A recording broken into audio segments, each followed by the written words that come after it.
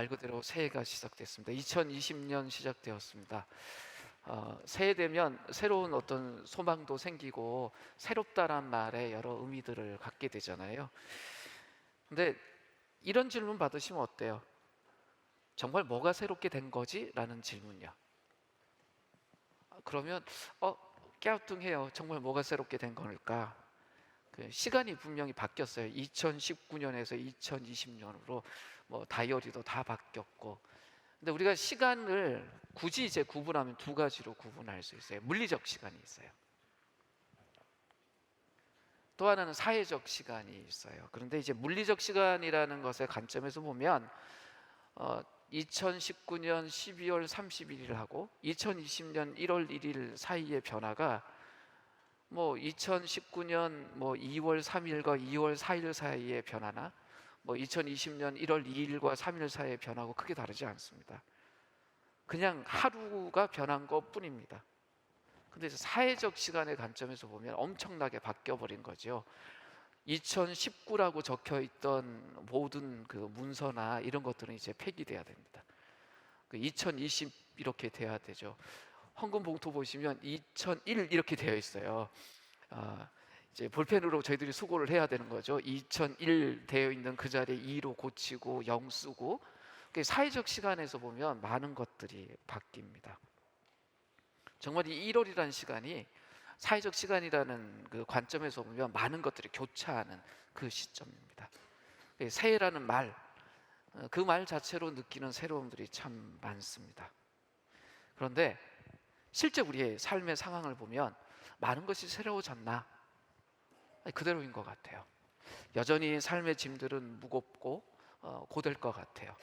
그런데 동화 속의 세상은 새해를 알리는 종소리 땅 치고 나면 새로운 세계 확 열리잖아요. 근데 그건 사실 동화나 소설 속에 있는 세상이고, 우리가 진짜 사는 세상은 여전히 지난해 오던 그 흐름들이 변하지 않고 계속 이어져 가는 것 같은. 그래서 여전히 우리는 수고하고 노동해야 되고 서로가 서로를 붙들어줘야 되고 그렇게 하루하루를 걸어가야 되는 그런 날들로 이제 새해가 보입니다. 새해 첫 부분 1월 그리고 2월. 그래서 작년에 올 한 해를 준비하면서 어떤 말씀을 나누는 것이 우리 공동체에게 유익할까 고민하다가 실제 우리 인생의 선배들이 자신들의 삶을 통해서 우리에게 주는 메시지를 함께 나누면 좋겠다. 그래서 이 설교 시리즈의 제목을 인생이 인생에게라고 정해서 4명의 구약의 인물들의 삶을 좀 살펴보기로 했습니다. 그래서 한 인물에 대해서 2주씩. 그래서 오늘은 그 첫 번째 시간으로 에스더라는 우리 선배의 삶을 좀 살펴보려고 합니다. 그래서 오늘 주제가 에스더 외로움 앞에 선 인생에게라는 주제예요. 여러분, 저 외로움이라는 단어 들으면 어떤 생각이 떠오르세요? 각자 외로움에 대해서 갖는 어떤 정서적인 그 느낌은 굉장히 다를 텐데, 사전에 보면요 굉장히 좀 건조하지만 명확하게 규정이 되어 있어요. 사전에 보면 외로움이라는 것을 이렇게 정의를 해요. 홀로 되어 쓸쓸한 마음이나 느낌. 홀로 되었기 때문에 갖게 되는 쓸쓸한 마음이나 느낌을 외로움이라고 표현해요. 근데 이 사람이 사회적 동물이잖아요. 사회적 동물이란 말은 혼자 못 산다는 뜻이에요. 인간이라는 자체가 뭔가 더불어 살아야 된다는 거예요. 그런데 이 사회적 동물인 인간이 타인과의 소통이 불가능해지는 상황이 됐을 때, 그때 느끼는 감정이 뭐냐면 그게 외로움이에요. 정말 사랑하는 사람과 이별했을 때 느끼는 느낌, 또 홀로 고립됐다라고 생각될 때, 정말 고립된 상황에서 느끼는 느낌이 뭐냐, 그게 외로움이에요. 오늘 살펴볼 인물 이 에스더가 느꼈던 외로움은 뭘까? 단순하게 정의하면 인간이 경험할 수 있는 외로움의 최극단의 외로움을 경험하신 분이에요. 이렇게 이야기할 수 있을 것 같아요. 타국에, 이국 땅에 정말 아무도 나하고 관계가 없는 그 이국 땅에서 홀로 살아야 됐던 그 외로움, 좀 최극단의 외로움이죠. 또 그것도 자신이 선택한 이주가 아니라 타인의 힘에 의해서 강제된 이주로 홀로 그곳에서 삶을 살아야 했던 사람이 느꼈던 외로움, 그 최극단의 외로움을 경험할 수밖에 없었던 분입니다. 에스더 2장 5절에서 7절 말씀 한번 같이 읽어볼까요? 도대체 이분이 경험했던 외로움이 어떤 건지 같이 봤으면 좋겠습니다. 2장 5절에서 7절 같이 읽겠습니다. 그때에 도성 수산에는 모르드게라고 하는 유대의 남자가 있었다. 그는 베냐민 지파 사람으로서 아버지는 야일이고 할아버지는 시몬이고 증조부는 기스이다. 그는 바빌론 왕 느부갓네살이 예루살렘에서 유다 왕 아고니아와 그의 백성을 포로로 끌고 왔을 때에 함께 잡혀온 사람이다. 모르드게에게는 하닷사라고 하는 사촌 누이 동생이 있었다. 이름을 에스더라고도 하는데 일찍 부모를 여의었으므로 모르드게가 데려다가 길렀다. 에스더는 몸매도 아름답고 얼굴도 예뻤다. 에스더가 부모를 여의었을 때에 모르드게가 그를 딸로 삼았다. 이 에스더라는 분은요, 여러 면에서 불리한 조건을 갖고 있는 젊은 여성이었습니다. 일찍 부모를 여의었어요. 그리고 타국의 포로가 되었습니다. 아마도 예루살렘이 멸망당하는 그 시점에 부모를 잃었던 것 같아요. 그 어린 나이에 나라도 망하고 부모도 잃고 아마 심리적으로 엄청난 외상을 당한 분이었을 것 같습니다. 그러니까 부모 밑에서 자라는 정상적인 발달 과정을 경험하지 못한 채 성장기를 보내야 했던 분입니다. 그래서 페르시아 관리였던 사촌 모르드게 손에서 성장합니다. 이렇게 이야기할 수도 있을 것 같아요. 이보다 더 불리한 삶의 조건을 갖고 있는 사람도 있을까? 이 삶의 조건만 생각하면 이 에스더라는 분이 할 수 있는 일은 아무것도 없는 것 같아요. 이분이 인생을 살면서 얼마나 많은 눈물을 흘렸을까? 젊은 여성이었지만 우린 짐작할 뿐이지 얼마나 이분이 어렵게 힘들게 외롭게 살았을까 잘 모릅니다. 정말 극심한 외로움, 최악의 삶의 조건에서 살아야 했습니다. 정말 힘들었을 겁니다. 이 에스더라는 성경은 분명히 역사적인 그 상황을 기반으로 해서 쓰여진 성경입니다. 그런데 그 형식을 보면 꼭 이야기식으로 되어 있어요. 드라마처럼. 그러다 보니까 이 에스더서에는 정말 드라마처럼 중요한 등장인물들이 있고 엑스트라도 있습니다. 그 중요 인물들을 살펴보면 당연히 에스더가 있고요. 그리고 모르드게라는 사람이 있고 또 하만이라는 사람이 등장하고 또 아에수에로라는 왕도 등장합니다. 그리고 우리가 오늘 살짝 살펴보겠지만 엑스트라 중에 중요한 엑스트라 와스디라는 왕후도 있습니다. 에스더가 어떤 역사적 배경을 가지고 쓰신 책이냐? 그러면 페르시아가 가장 강한 그 제국이었을 때 그 페르시아 제국을 배경으로 써진 성경입니다. 다리오 1세라는 그 왕을 이어서 아에수에로라는 왕이 정말 힘 있는 군주로서 이 제국의 모든 것을 관할하고 있는 그 시기에 써진 성경입니다. 정말 뭐든지 마음대로 할 수 있는 왕이었어요. 그 내용을 담고 있는 것이 에스더서 제일 앞부분인데 1장 1절에서 5절 또 10절에서 13절 말씀을 같이 한번 읽겠습니다. 같이 읽겠습니다. 아에수로 왕 때에 있은 일이다. 아에수로는 인도에서 에디오피아까지 이르기까지 127 지방을 다스린 왕이다. 아에수로 왕은 도성 수산에서 왕위에 올라 나사렛을 다스린 지 3년째 되던 해에 모든 총독과 신하들을 불러서 잔치를 베풀었다. 페르시아와 메대의 장수들과 귀족들과 각 지방 총독들을 왕국으로 초대하여 자기 왕국이 지닌 영화로운 부요와 찬란한 위엄을 가시하였다. 잔치는 연월할 동안 무려 180일이나 계속되었다. 이 기간이 끝난 뒤에 왕은 도성수산에 있는 백성을 빈부귀천을 가리지 않고 모두 왕국 정원 안뜰로 불러들여서 이래 동안 잔치를 베풀었다. 이래가 되는 날에 왕은 술을 마시고 기분이 좋아지자 자기를 받드는 7 궁전 넷이 곧 누반과 비사다와 하르보나와 박대와 아박다와 세달과 가르기스에게 이르기를 와스디 왕후가 왕후의 간을 쓰고 왕 앞으로 나오게 하라고 명령하였다. 왕후가 미인이므로 왕은 왕후의 아름다움을 백성과 대신들 앞에서 자랑하고 싶었던 것이다. 그러나 와스디 왕후는 내시들에게 왕의 명령을 전하여 듣고도 왕 앞에 나오기를 거절하였다. 이 소식을 들은 왕은 화가 몹시 났다. 마음속으로 분노가 불같이 치밀어 올랐다. 왕은 곧 법에 밝은 칠근 전문가들과 이 일을 논의하였다. 왕이 법과 재판에 관하여 잘 아는 이들과 의논하는 것은 이 나라의 관례였다. 180일, 그러니까 6개월 동안 잔치가 벌어졌어요. 잔치한 이유는 뭐였냐면 이 왕이 얼마나 대단한 왕인지, 이 왕이 다스리고 있는 제국이 얼마나 대단한 제국인지를 자랑하고 싶었던 거예요. 6개월 동안이란 잔치를 했다? 요즘도 있기 어려운 일입니다. 근데 그 6개월 잔치가 끝나고 나서 다시 7일 동안은 잔치를 해요. 왜냐하면 그 6개월 동안의 잔치를 섬겨했던 수많은 사람들, 그러니까 그 수도에 수많은 사람들이 봉사했을 거 아니에요. 그 봉사한 사람들을 치하하겠다고 또 일주일 동안의 잔치를 벌이는, 부가 대단했던 나라인 것 같습니다. 7일 동안 잔치를 하면서, 그때는 룰이 뭐였냐면 술을 먹고 싶은 대로 먹어라 이거였어요.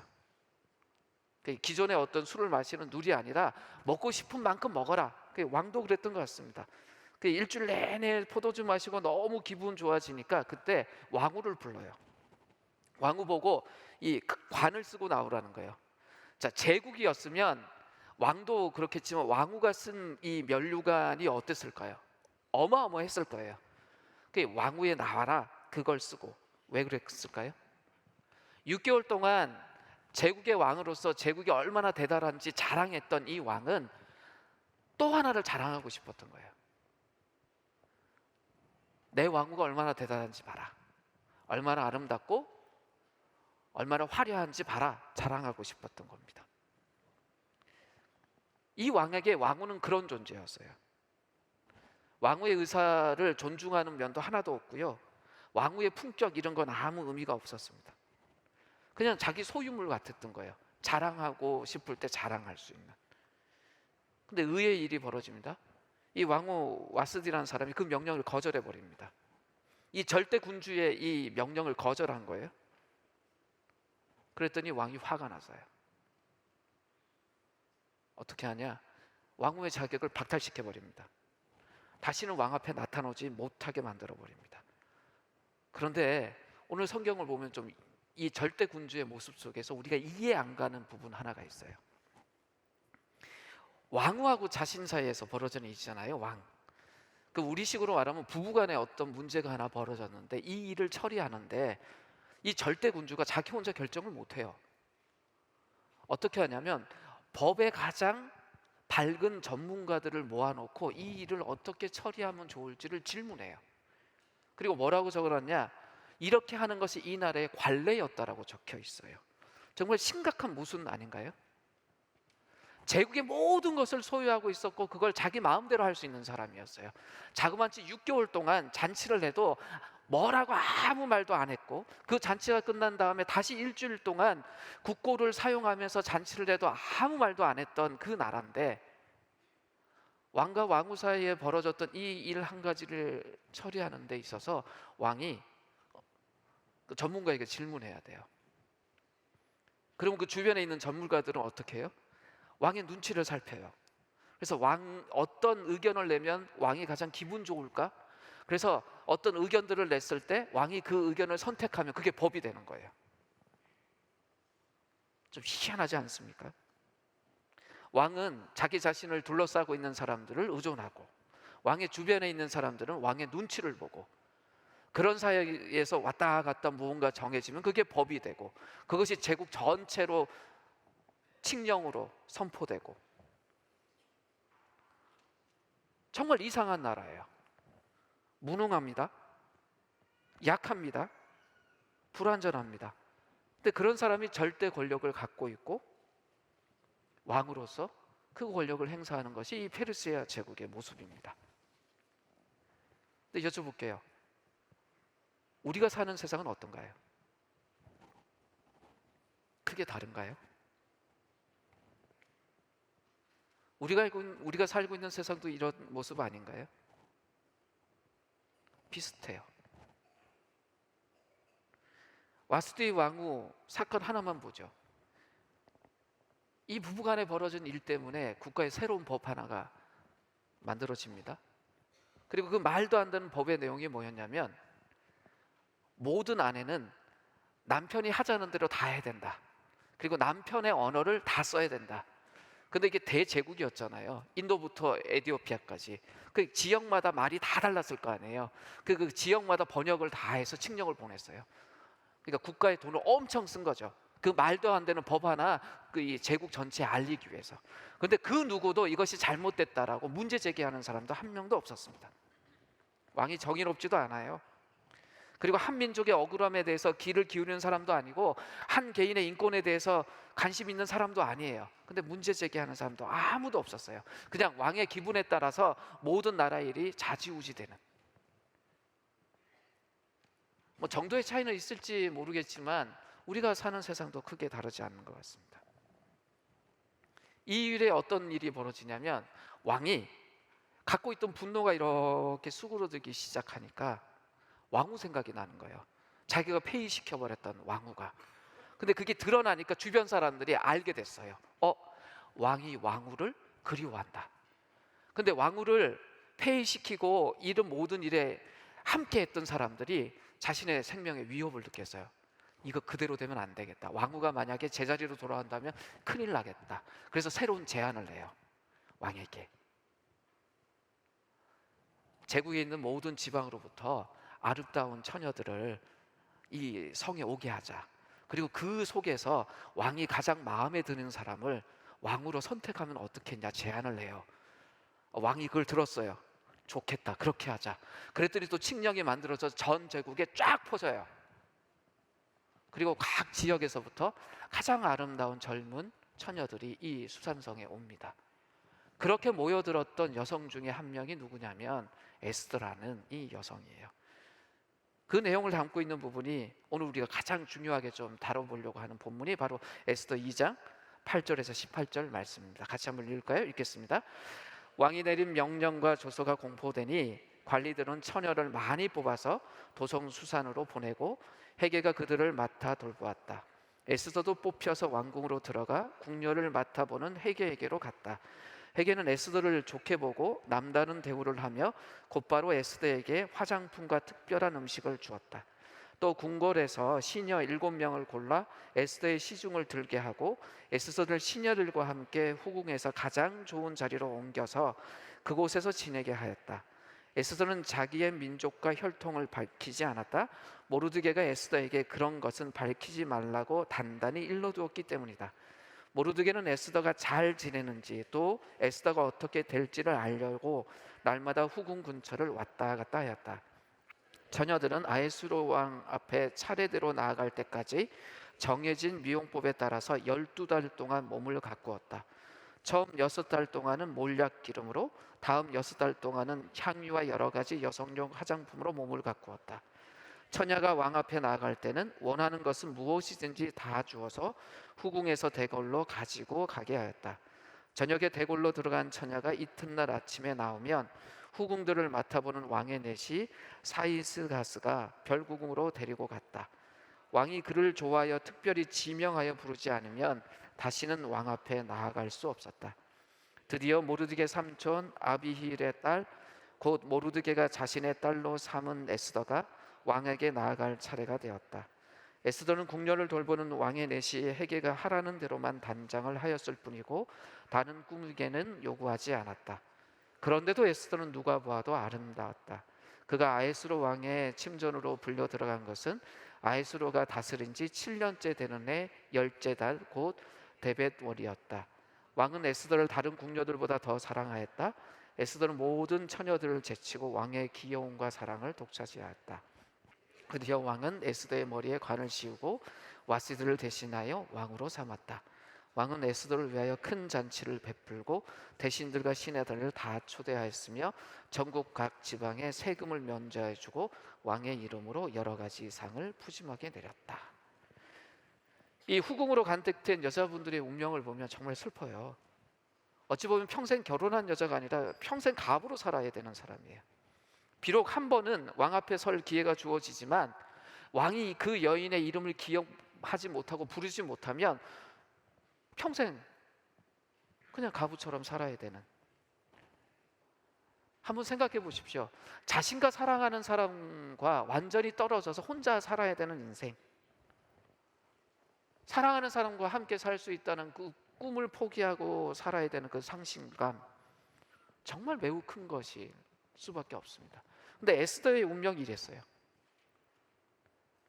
어린 나이에 부모를 잃고 또 타국으로 끌려와서 포로로 살았는데, 이쁘다는 이유 하나 때문에 이제는 왕궁에 잡혀왔고 어쩌면 평생 가부로 살아야 될지도 모르는 그런 운명에 있었던 겁니다. 근데 이런 상황에 있는 에스더가 어떻게 인생을 살았느냐,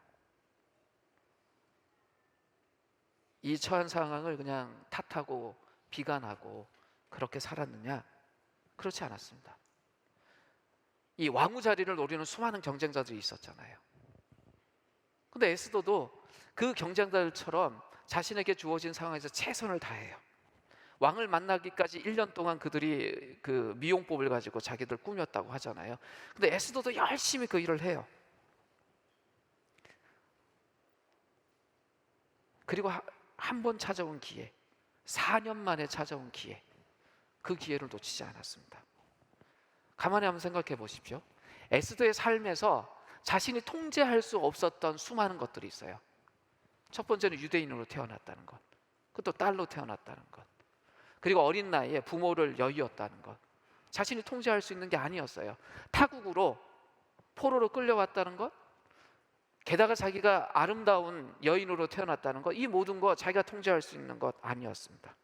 게다가 왕의 후궁으로 선택됐다는 것도 자기가 통제할 수 있었던 건 하나도 없었습니다.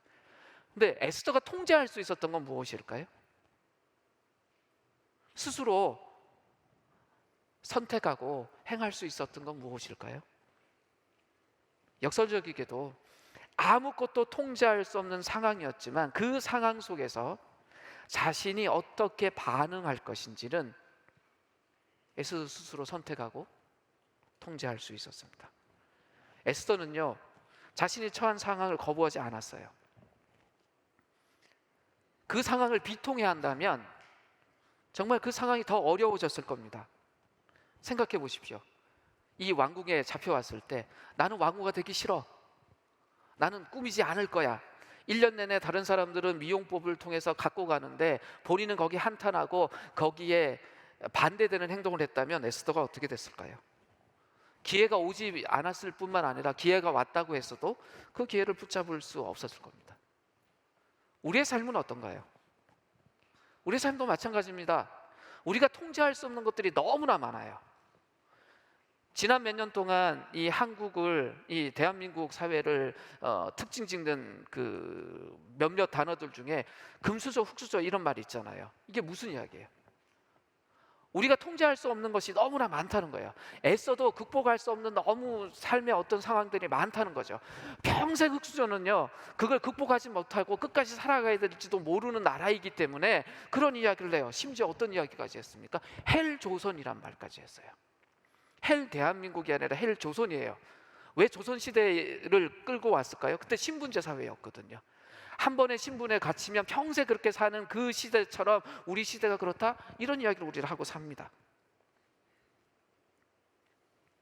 정말 우리도 통제할 수 없는 그런 상황 속에서 삽니다. 불완전한 세상에 살고 있어요. 근데 오늘 이 우리가 만난 이 에스더서에 나타난 이 에스더나 모르드게라는 이 사람의 삶을 보면 나라가 망하고 잡혀간, 자기 땅에 살지 못하는 이 유대 디아스포라 사람들의 삶이 어땠는지를 극명하게 보여줘요. 정말 그들이 살고 있는 이 페르시아 제국이라는 곳은 불완전한 세계였습니다. 거대 제국이긴 했지만, 근데 그 속에 살고 있는 이 유대 디아스포라, 이 에스더와 모르드게가 어떻게 살았냐는 거예요. 상황을 비관하지 않았어요. 그게 좋은 상황이 아니었어요. 이 유대인들은 그냥 왕의 마음만 바뀌면 언제든지 다 제거될 수 있는 그런 불안한 상황 속에 살았지만, 이들이 어떻게 살았느냐? 자신이 할 수 있는 일에 최선을 다했습니다. 서로 돌봐주고요, 서로 의지하고요, 그리고 자신이 옳다고 믿는 것에 대해서 최선을 다해서 행동하고 따랐습니다. 주어진 상황에서 최선을 다한다는 거 굉장히 중요합니다. 에스더가 왕궁에 들어갔을 때 어땠나요? 능동적으로 적극적으로 행동을 합니다. 그래서 주변 사람들과 좋은 관계를 맺어요. 그래서 오늘 성경을 보면 은혜를 입었다 이런 말까지 나와요. 주어진 상황을 탓한 것이 아니라 그 속에서 사람들로부터 인정받아요. 칭찬받았어요. 근데 한 가지 의문이 들어요. 수많은 여인들이 그 자리에 있었거든요. 근데 어떻게 유독 에스더만 다른 사람들과 달리 그렇게 인정받았을까?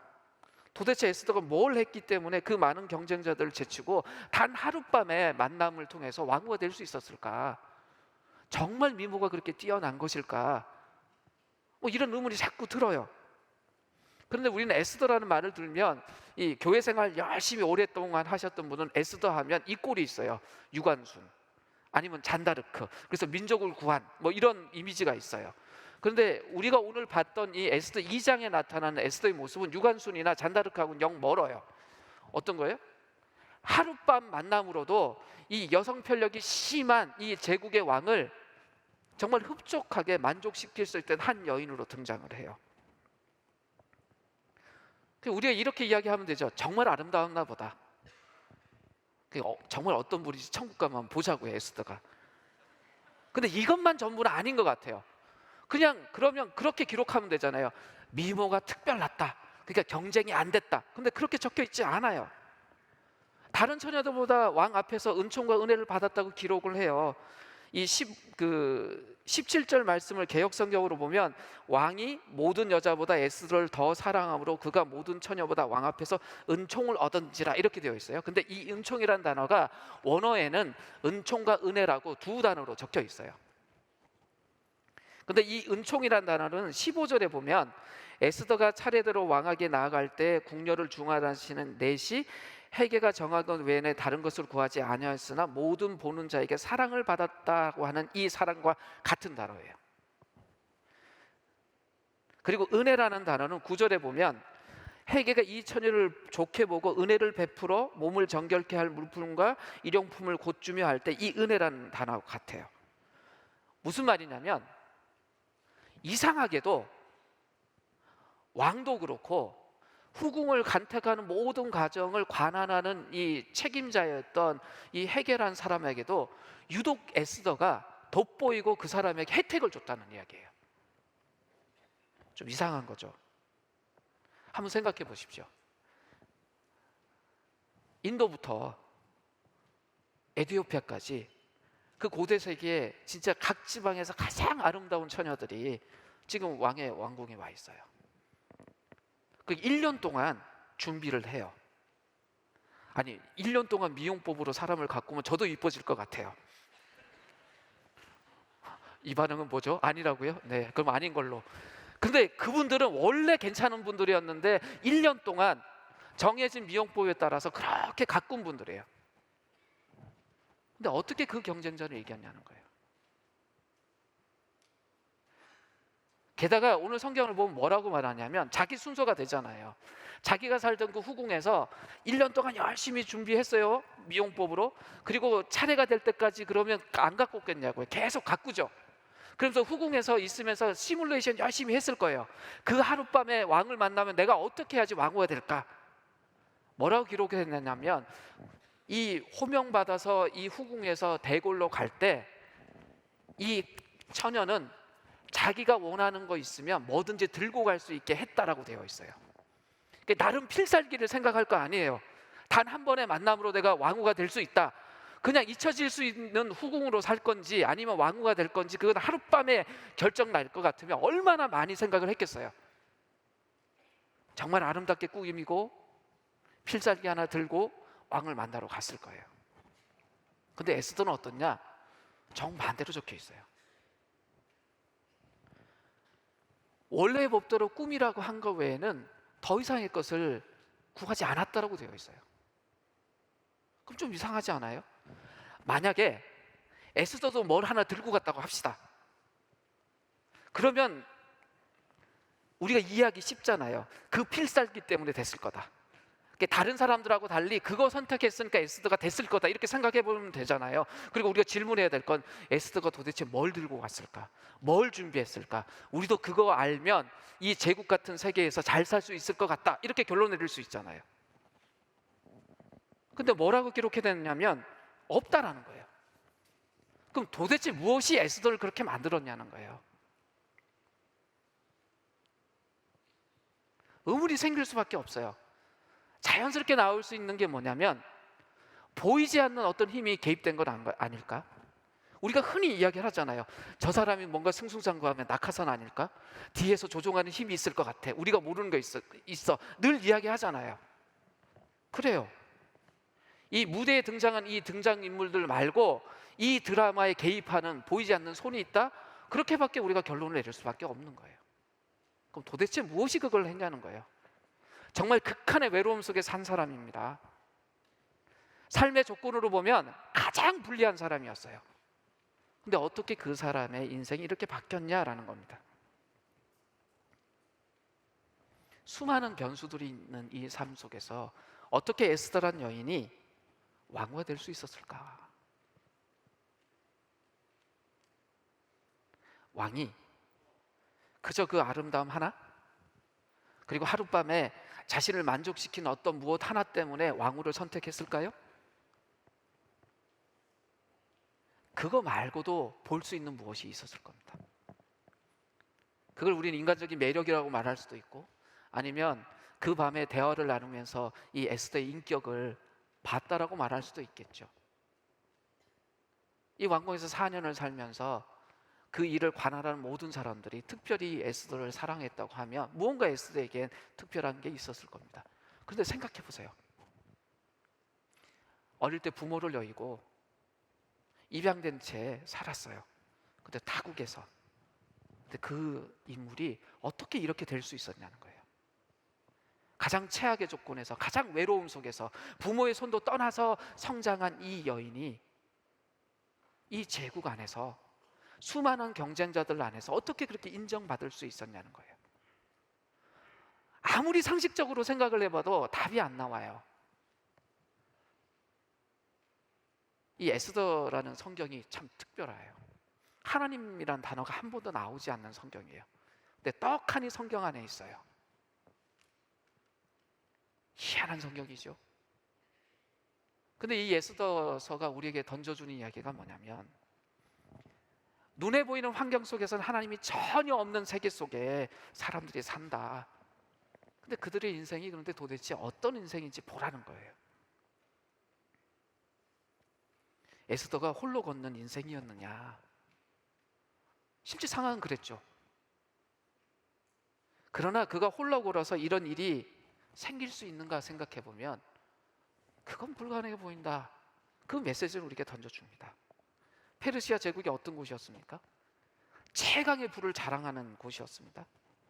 잔치를 해도요 6개월을 해요. 그 사치라는 것은요 말로 할 수 없는. 근데 그런 모든 일들을 했던 이유가 있습니다. 제국의 왕인 이 왕에게는 통제라는 중요한 이슈를 갖고 있었어요. 봐라 이거죠. 우리 제국이 이렇게 대단하다. 이런 부를 갖고 있다. 이런 힘이 있다. 이 통제에 대한 이슈가 늘 있었습니다. 왕은 물질을 과시해요. 그의 힘을 보여줘요. 그걸 통해서 인간의 충성심을 사는 거죠. 이 제국 안에 있는 것이 너희들이 훨씬 낫다라는 걸 계속 보여줬습니다. 왕후 와스디를 오라고 요구한 것도 그거예요. 여성을 소유물로 생각하는 가치관이 있으니 그 미모를 자랑하고 싶었던 거죠. 사람도 다 소유물처럼 생각하고 통제하는 거예요. 존경 이런 거 아무 필요도 없었습니다. 오라 그러면 와야 되는 거예요. 와서 자기의 모습을 보여야 됐던 것입니다. 물질주의, 힘의 과시, 남을 자신이 원하는 대로 통제하려는 욕구, 이것이 바로 이 페르시아 제국의 모습이었습니다. 근데 우리가 사는 세계도 마찬가지 아닙니까? 힘 있으면, 돈 있으면, 통제할 수 있으면 그것이 가장 중심에 있잖아요. 근데 반면 성경은 어떤 세계관을, 어떤 가치관을 우리에게 이야기하냐는 겁니다. 물질보다는 영혼을 중요하게 여기고, 힘보다는 사랑을, 외모보다는 마음의 중심을, 통제보다는 섬김이 더 중요하다는 것을 계속 가르쳐요. 그것을 우리가 품고 살기 때문에 세상과 늘 가치 충돌을 일으켜요. 우리처럼 살면 세상은 늘 위험한 곳이에요. 그렇게 사는 사람들 늘 짓밟힐 것 같아요. 정말 위험한 세상에 노출되어서 살아갑니다. 근데 이 에스더의 이야기는 그렇게 사는 사람, 타국에서, 제국 안에서 살지만 하나님 나라의 방식으로 삶을 사는 이들의 삶이 과연 어떤 삶이었는지를 보여주고 있습니다. 에스더가 왕국으로 들어갈 때요, 자기가 선택해서 들어간 게 아니었잖아요. 자기가 그렇게 왕국으로 들어가고 또 왕후의 후보가 되고 왕후가 될 때 그것이 자기 삶에 어떤 의미가 있었는지 몰랐어요. 우리 삶도 그래요. 우리가 어떤 상황 속으로 들어가고 상황에 직면할 때 우리가 많은 질문이 나와요. 이 상황 속에 하나님 뜻이 무엇일까? 내게 왜 이런 것들이 다가오지? 고민스러울 때가 많아요. 명확하게 구분이 되기보다는 모를 때가 많아요. 새해가 되었어요. 2019년 지나고 2020년 됐으면 우리 속에 새로운 소망도 생기고 소원도 생기면서 뭐가 변화가 있었으면 좋겠다? 명확하게 그런 걸 만나면 좋을 텐데 꼭 그렇지 않아요. 이 페르시아 왕국 속에서 있었던 모습이 우리가 살고 있는 이 세상의 모습하고 크게 다르지 않습니다. 우리는 평화를 원하고 정의를 추구하고 모두가 사랑하면서 살기를 원해요. 근데 세상은요, 정반대로 가는 것 같아요. 유대인들이 그 절대 권력을 갖고 있던 이 페르시아 왕에게 기댈 수 있는 존재들이 아니었습니다. 그러나 힘은 페르시아 왕이 갖고 있었습니다. 그러니까 얼마나 불행한 사람들이었습니까? 우리도 똑같습니다. 우리 세상 속에 삽니다. 그러니까 우리가 사는 이 세상에 기대면서 살아야 되는데 이 세상이 우리가 기댈 수 있는 곳이 아니란 걸 우리는 알아요. 우리가 만나고 있는 이 세상은 참 불완전한 곳이에요. 19세기에 영국의 역사가 중에 액튼이라는 사람이 있습니다. 근데 이분이 굉장히 유명한 말을 남겼어요. 권력은 부패한다. 절대 권력은 절대 부패한다.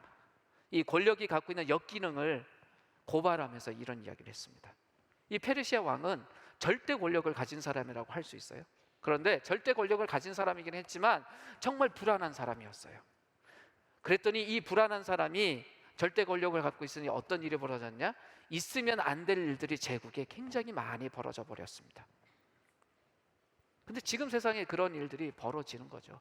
뭐 국제적인 뉴스를 들어도 그렇고 국내 뉴스를 들어도 어떻게 이런 일들이 벌어지지? 어떻게 힘을 갖고 있는 사람들이 힘을 좋게 사용하지 않고 저러지? 이게 우리가 사는 세상이에요. 새해가 돼서 5일 딱 지났는데 뉴스 들으면서 여러분들 와, 세상이 밝아졌다, 그런 뉴스 들으시는 거 있으세요?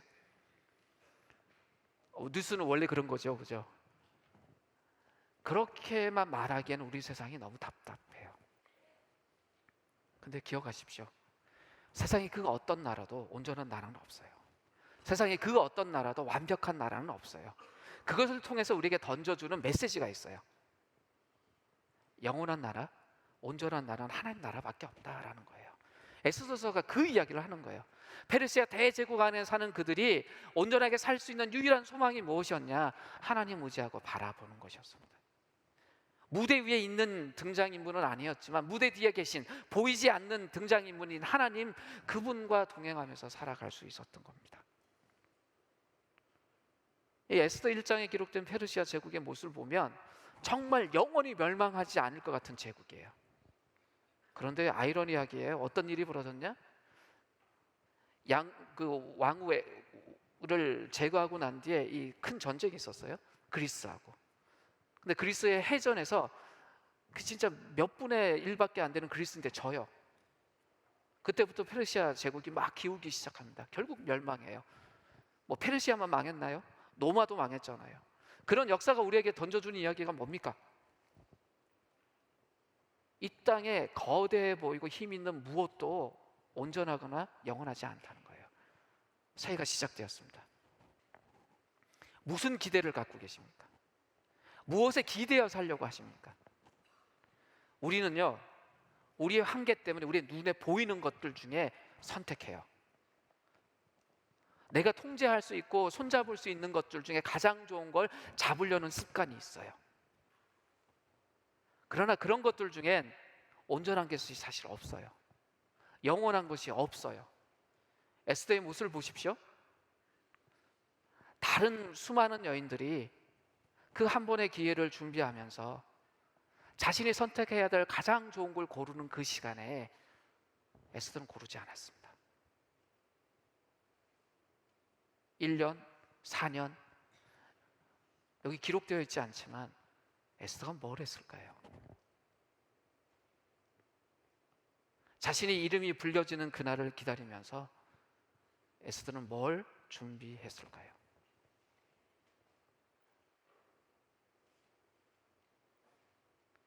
새해가 시작하는 이 시점에 우린 그 질문을 가져야 됩니다. 그 극한의 외로움, 최악의 삶의 조건에서 섰던 그 에스더가 그 4년의 시간, 아니 어릴 때부터 그때까지 다가올 때 그 시간까지 무슨 질문을 하고 삶의 말을 걸었을까요?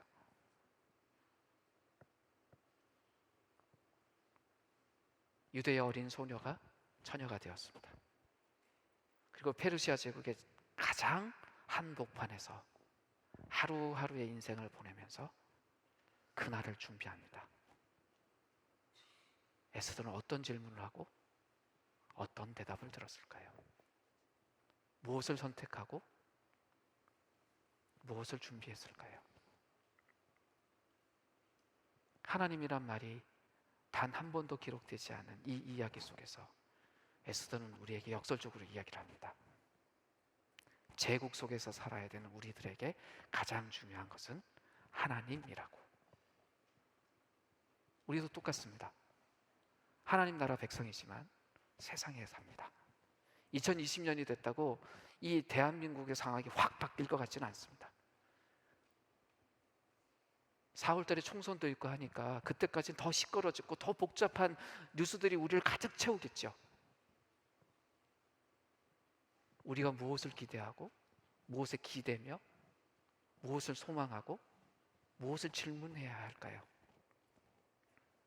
서로를 한번 보시겠어요?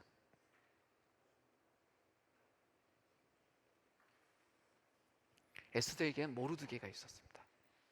모르드게에는 에스더가 있었어요. 서로는 알았어요. 그리고 이야기하잖아요. 우리의 혈통을 이야기하지 말라고. 무슨 이야기입니까? 자신들이 누구인지 알았어요. 하나님의 백성, 유대인이란 것을. 우리도 똑같아요.